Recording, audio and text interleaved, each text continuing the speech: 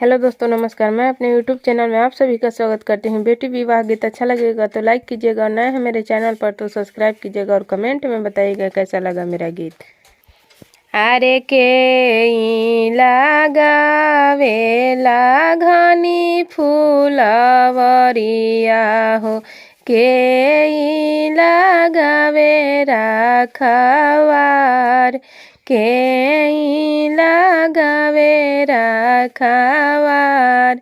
अरे के लगावेला सुघर बैलिया हो, फरे फूले भैले काचनार, फरे फूले भैले काचनार।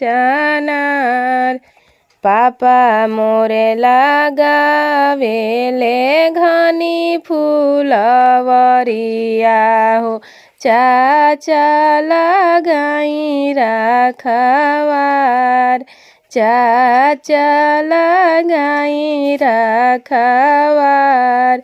भैया मोरे लगावेले सुघर बैलिया हो, फरे फूले भैले काचनार, फरे फूले भैले काचनार।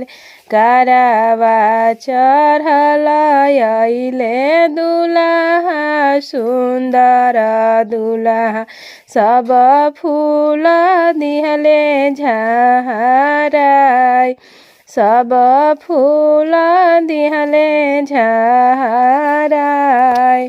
घर में से निकले ले भैया हो, अपना भैया हाथे गुर देलिया मुखे पान, हाथे गुर देलिया मुखे पान।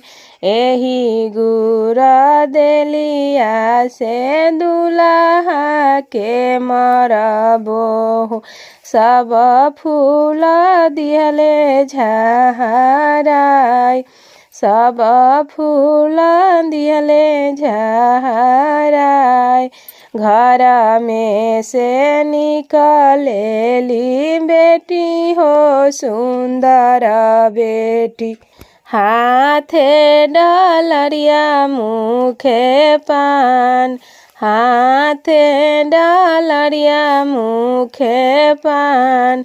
हमारा सजनवा के जानी मार भैया हो, सब फूल देबो बटोर, सब फूल देबो बटोर।